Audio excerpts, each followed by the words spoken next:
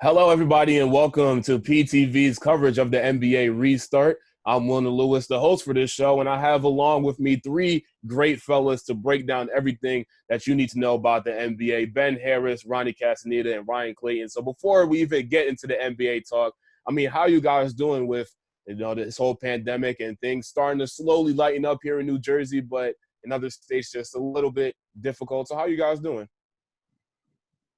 Taking it one day at a time, just, doing what we have to do, following the rules, making sure that I'm keeping everyone around me safe. And, everything we do, it might be little, but in the end, it's going to go to a bigger cause. We just have to respect it and just take it as it comes. But for the most part, it's good to know that our progress is being made. So it's going to be good.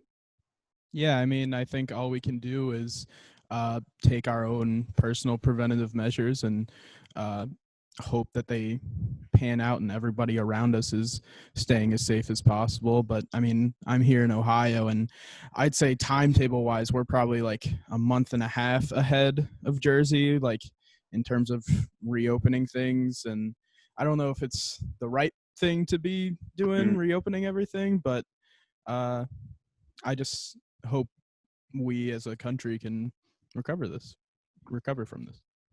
Yeah, I would have to agree with what Ben and Ronnie said. Same sentiments here.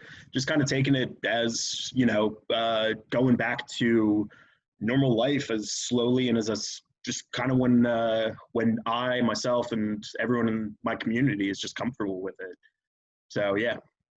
Yeah, I like what Ronnie said, just taking everything a day at a time, because honestly, with this pandemic, we kind of have to do that. But everything is slowly but surely opening up and things are starting to resume in action. And now to get back to the topic at hand for our show, the NBA, everything shut down in March 11th, and we've saw some great basketball before everything had to shut down on March 11th. The Raptors had won 4 straight. We saw the Lakers had a huge couple of wins. The Nets even had a couple of big wins themselves. So, before this pandemic happened, what was one team that you really looked at and was like, this team can make a deep push in the playoffs, before everything happened? I think besides the obvious teams, like you mentioned, the Lakers, Toronto, certainly Milwaukee as well, the Bucks, one team that kind of stood out to me, and I think it's a change of style that we saw was interesting. Houston really committing to the small ball. Not having like a player out there over, however tall PJ Tucker is. So that kind of style with Houston was very interesting to me because, again, we've seen small ball lineups before, but nothing to this magnitude where like they were trading away like Clint Capella and stuff, their starting center. Yeah, I think it was wild to watch Houston go through that process of fully just saying, all right, Capella's out of town. This is our strategy now. And they ended the normal part of the regular season with 40 wins. So, to see that kind of success work with that insane style of basketball was really something. As for the team I was the most impressed by going down the stretch, I think Boston is playing some great basketball. They have a ton of depth, and Jason Tatum and Jaylen Brown are going to be one of the most dynamic duos in the league for the next decade plus. So I'm excited to see what Boston can do here in the bubble. And Ben, I'm going to just roll right off of you. I was going to say Boston too, because you have to look at their number one guy, Jason Tatum. Jason Tatum is honestly a beast right now with the numbers he's been putting up and the way he's just been playing the game and the leader that he's been for that Boston team. Not to mention, it was a Boston team that a lot of people were skeptical about because they had just lost Kyrie Irving, and amidst all the controversy that was coming from him a year ago, nobody really knew what, Boston was capable of. And, obviously Boston has a lot of depth. You have to give credit to Kemba Walker and, like you said, Jaylen Brown. But it's really been Jason Tatum who's been, kind of the glue that's been able to keep that team together and keep them pushing. So the Celtics have really surprised me. And not to mention or at least they were starting to heat up at the perfect time when they were getting ready for a playoff push. Yeah, those 3 teams definitely are 2 teams, because it's only the Boston Celtics and the Rockets that you really talked about. I think a team that I was interested in seeing, honestly, the Nets were really surprising me down the stretch. I mean, they were putting up some big numbers, getting some great wins down the stretch. And, of course, we know that Kyrie Irving and KD both weren't really playing that much down the stretch. But to see some of the younger players like LeVert, slowly stepping up and slowly start becoming better players, it would have been interesting to see what they would have done if the pandemic did not happen. Meanwhile, on the flip side, another team that I was interested to see rebound would have been the Milwaukee Bucks. They lost 3 straight before the pandemic happened, and of course, they're the best team in the NBA in terms of record. So it would have been interesting to see how they would have rebounded off of those 3 straight losses. But outside of that, though, there was news that the NBA is not taking action within the bubble in terms of their end of the season awards. So MVP, Rookie of the Year, Defensive Player of the Year, those awards. So, you had a lot of players that was hoping to make that final push in the bubble to try to get those awards, but now unable to do so. So essentially, with all the action that happened before March 11th, who would be your picks to win those awards? Well, I think looking at some of the awards, let's start off with the MVP. Obviously, Giannis Antetokounmpo was having, another monster year, and a lot of people didn't think he'd have a year as great as the one he did a season ago. But obviously, he shut up a lot of the media and continued to do that. But like you mentioned, Wilnir or at least his team lost 3 straight games right before the season was cut short. And a big reason why is because he didn't play those last 2 games. And when you look at that and see everything else that's happening, that just spurs questions. Whereas the guy who I think is going to win MVP and surely deserves MVP, LeBron James, has stepped up a lot in that role, or at least in those 2 minus games, because in the games that Giannis didn't play, LeBron went and scored 28 points with 8 assists and 9 rebounds against the Clippers nonetheless. And then against the Nets, although it was a loss, put up 29, 12, and 9. And not to mention, Giannis was supposed to be out for a much longer time. They were saying about 2 weeks until he was finally able to go back into practicing with the team. And that just breathes out this narrative that, like, what more could have LeBron have done had the season not have gotten cut short and everything else had happened? So, in my opinion, I think when you have to think about, what LeBron was doing, not just in those past 2 games, but all season, with the age, with his age and the fact that he hasn't, slowed down his role a bit, and the fact that he's taken all these new roles as a member of the Lakers and another very diverse team that I know we'll be talking about later on, it's been tremendous. So I really think that little window of Giannis getting hurt is what really opened the door for LeBron James to come in and take home another MVP.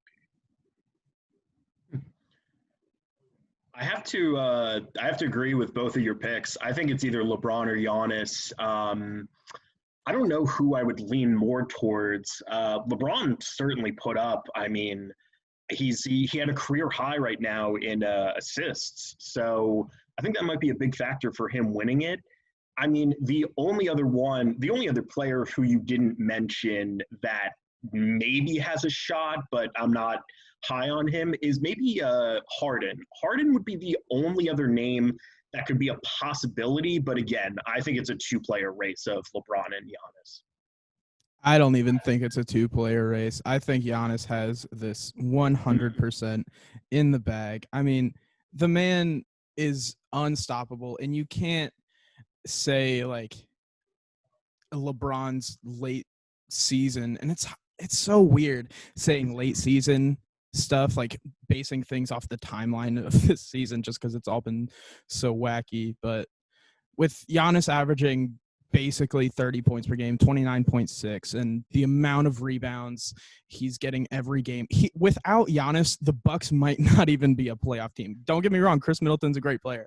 Dante DiVincenzo, great role player. Like, They just, without Giannis, they are a completely different franchise. Without LeBron, the Lakers still are an 8 seed. They have Anthony Davis and a number of other role players. Like, I just think Giannis is really, I mean, we all agree that he's one of the most special players we've seen in our lifetimes. And I just think his consistency, his ability to put the Bucks into that first seed and best record in the league when we finished up, I just think Giannis runs away with his second straight MVP. I think it definitely, if the season would have kept going, would have been a closer race. But LeBron was really getting that MVP push in, end of February, early March before everything shut down. So for sure, he turned up at the end of the season. Like he went on quite a roll there, and I think you're right. It would have been much closer if there was more time, but with that hard cutoff the NBA is setting for the award consideration, I think Giannis just did too much too early to be able to have LeBron catch up to him. But it will be interesting to see how close the awards actually do get. So let's move on to another award. We did talk about the MVP, an award that also was a huge two-man race down the stretch, the Rookie of the Year award. So, Ja Morant, Zion Williamson missing a lot of games to start off the season, but once he was able to come back, really started putting up big numbers for the Pelicans. So, that this one is, I feel like should be more of a debate. I'm interested to know who you guys think should be the Rookie of the Year. I don't agree with a two-player race, man. I think this has been Ja Morant all the way. I mean, listen, Zion has the better career path, I think. I mean, that he is going to be a phenomenal player, but just looking at this season, it's Ja Morant. He has, for what he has done for the Grizzlies, I think he should be absolutely Rookie of the Year. Even if all 82 games got played this season, no coronavirus, no craziness with this season, what would Zion have played? Like 37 games, about something like that? Zion played 19 games this season. Whether this season is considered this 60-game thing or whatever, it doesn't matter.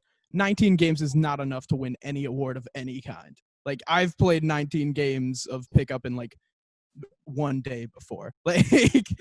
Ja Morant was dominant all season long, and Ja Morant deserves this award more than anyone else. You know what I think it is with Ja? I think a lot of his skills and the skill set he has just gets overshadowed by the hype that Zion got. And all that hype is stemming from what we saw from him in high school. And when he got into the league, obviously that's just going to overshadow everything. And, I mean, I think people really don't understand how great Ja Morant is. He is a franchise kind of player. He is a franchise player. There's no doubt about it. And just obviously, highlights aren't really the best way to, argue yourself, into, a conversation. But, I mean, the dunks he's been able to do on Aaron Baines, his attempt on Kevin Love would have ended the man's career easy. And then you look at the way he plays, his skill set when it comes to passing. A lot of people forgot that his number one skill, or at least it was a tie for his number one skill set when it came to scoring and his passing in college. And he transitioned that so easily when he got into the league. And he still does that so well. So when you think about that, you just have to remember that there's still a guy who went to Duke, who's doing dunks that people have never even seen before. And he's walking away, or at least he's walking into the league, and he dropped, I forget how many points he dropped in his first game in, but it was tremendous because he had, 5 straight threes, was it?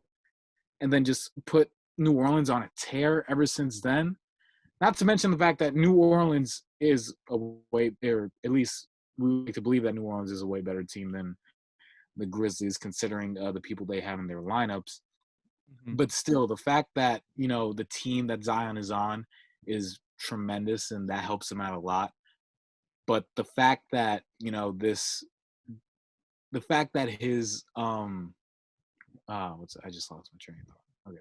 The fact that his hype stemming from high school and everything else is coming in, that's what's going to overshadow it. Because everyone got tired of Ja Morant and seeing what he's was doing, early on in the league, because we already knew he was a stud, whereas everyone else was still waiting for Zion to make his debut. So I think if Zion were to win, which I really don't think will happen, I really think Ja should honestly run away with it. But if he doesn't, I think it's going to be strictly off the hype from Zion. Mm-hmm. Yeah, I think don't get me wrong, I am a huge Zion fan. I love Zion. He's one of my favorite players already.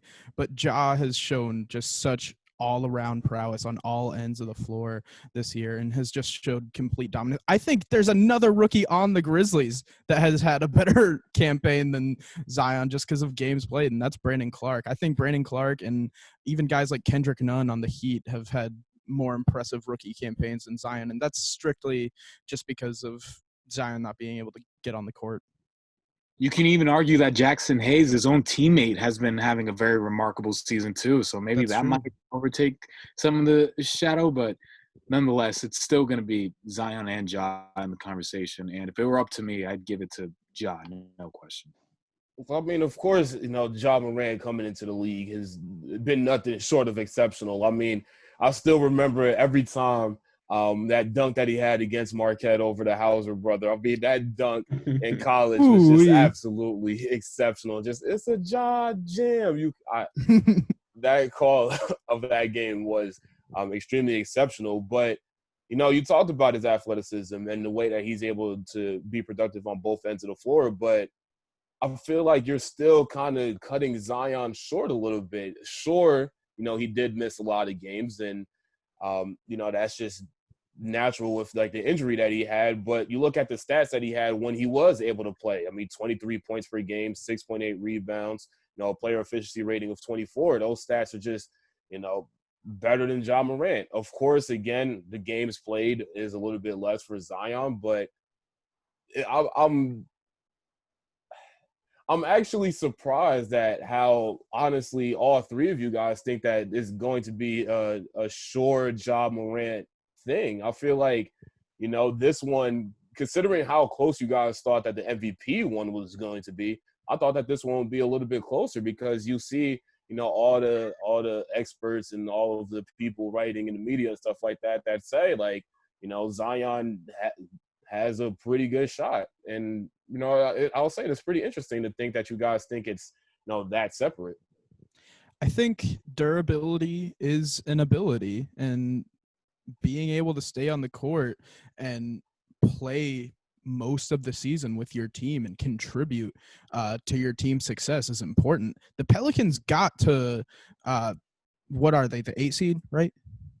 I want to say they're 8 or 9, yeah. They're 9. No, they're outside looking in. Yeah, they're 9 or 10. Grizzlies are 9, 8, and they're the Grizzlies are 8, the Trailblazers are 9, the Pelicans are 10. I knew they were super close, but when your team is able to push themselves to contention for the playoffs, when that whole roster is super young and he wasn't really a huge factor in them getting in that position. Granted, once he returned, he was a huge help on the court, but that roster of Lonzo, Brandon Ingram, who's had a fantastic season, Jackson Hayes, they have a lot of talent on that court, and he's not the reason they're in this position to potentially use these weird bubble games before the true playoffs to push into that picture. And Ja just has done that for his team all season long. But you also have to look at it too, the reason that the Pelicans are even as close as they are to the 8th seed was because Zion came back and was able to be as dominant as he was. Of course, you talked about the younger players for the Pelicans, and I'm not saying that they aren't great, but I think that with Zion on the floor, it makes the Pelicans have that much better of a chance to get that 8th seed. Whereas if Zion wasn't on the floor, I think they would still be in the bubble, but they wouldn't be, as close or as many games behind as they are right now. Yeah, but that's like saying in last year's season when Bron missed that extended amount of time with the shoulder injury, if the Lakers had Bron all season, what could they have been? it's just not realistic to consider like limited production like that. That's something else that I think is going to be taken into consideration when these, award picks are being made. They're going to think about like what was Zion's potential if the season had not gotten cut short? Okay. What was Ja's potential for the rest of the season? And I've had these conversations, with friends, and they think the whole idea of potential is idiotic because you never really know what's going to happen in the future. You just kind of have to live with what happened and, whatever happened. But potential is something that you really have to think about too, because for all we know, Zion could have gone off, had a godly season, and gotten them over the Grizzlies and into that 8th seed spot, because that was the narrative. It was going to be. I remember a lot of people were saying, "Oh, the winner of the Rookie of the Year is going to be the guy who gets his team to the playoffs," considering how close they were to that 8th seed. Mm-hmm. Yeah, I heard a lot of that argument as well. That's not a bad idea, but since the season was cut off, that just makes it harder. And not to mention, it just makes it harder considering that, is their potential going to be a factor? Because you can't ignore that both guys had potential in their own, in their own respective ways. And I mean, I think we all agree that both guys are going to be some of the biggest names in basketball for the next decade plus. Like, both of them are true superstars and are going to dominate the game for the next however long. But I just think when you're doing a one singular season award and one player has shown dominance for 60-some games and one has just such a small sample size, you have to give it to the guy who's given that effort for most of the season. We're slowly but surely running out of time, so we got to end this one here. Again, thank you for tuning in to PTV's coverage of the NBA restart. For Ryan Clayton, Ronny Castaneda, and Ben Harris, I'm Wilnir Louis saying thank you for tuning in. Make sure you go check out our other restart videos. Stay safe and stay healthy.